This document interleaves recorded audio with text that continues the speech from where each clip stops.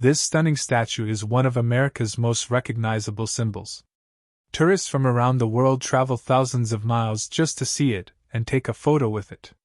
What if I told you the Statue of Liberty was never meant for immigrants? Imagine arriving in America after weeks at sea. You're tired. You don't know the language. You're scared. Then suddenly, you see a giant woman standing in the water, holding a torch high in the air. Today, that image feels normal. But when the Statue of Liberty was first imagined, it had nothing to do with immigrants. The story actually begins in France, in 1865, just after the American Civil War. A French political thinker named Édouard René de Laboulaye admired the United States. Not because it was perfect, but because it had survived a civil war and ended slavery. To him, America represented a bold experiment, a country built on ideas, not kings. During a dinner at his house, Laboulaye suggested something simple but powerful: France should give America a monument. A symbol of freedom. A reminder that liberty matters. One of the guests listening quietly was a young sculptor named Frédéric Auguste Bartholdi. That idea stayed with him. Years later, Bartholdi traveled to the United States. He sailed into New York Harbor and noticed something important: Bedloe's Island. A small island, perfectly placed where every ship had to pass.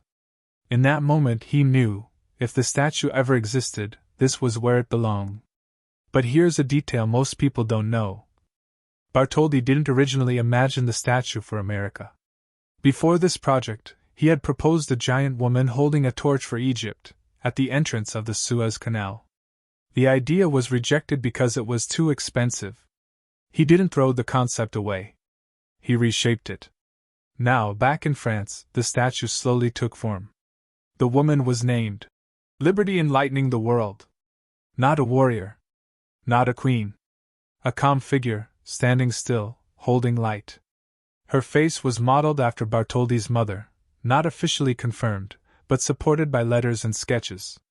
Her crown had 7 rays, representing the 7 seas and continents. This wasn't accidental. The message was global. But building the statue was not easy. France agreed to build the statue. America was supposed to build the pedestal. Both sides ran out of money. Multiple times. At one point, the project almost died quietly. In France, they started showing parts of the statue to the public to raise funds. In America, newspapers mocked the project. People asked, "Why should we pay for a foreign statue?" The statue wasn't yet a symbol of hope.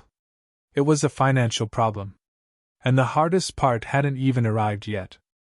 By the early 1880s, the Statue of Liberty physically existed, but only in pieces. In Paris, the statue was fully assembled once, just to make sure it worked. Then it was taken apart into more than 300 pieces, packed into 214 wooden crates, shipped across the Atlantic like fragile furniture.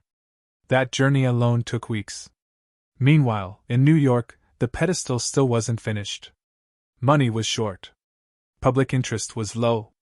The statue arrived before America was ready for it. This is where a forgotten hero enters the story: Joseph Pulitzer.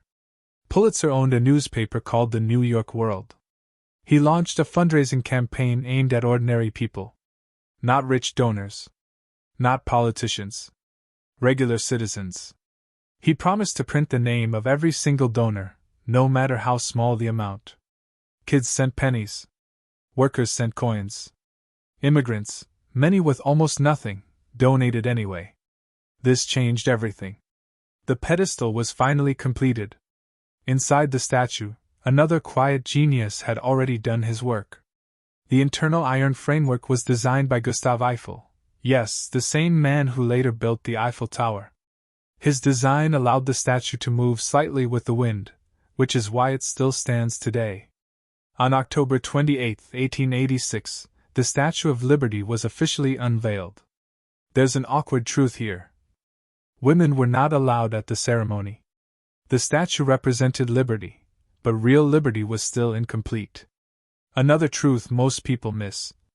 The statue was never meant to be a symbol for immigrants. That meaning came later. In 1903, a bronze plaque was added inside the pedestal.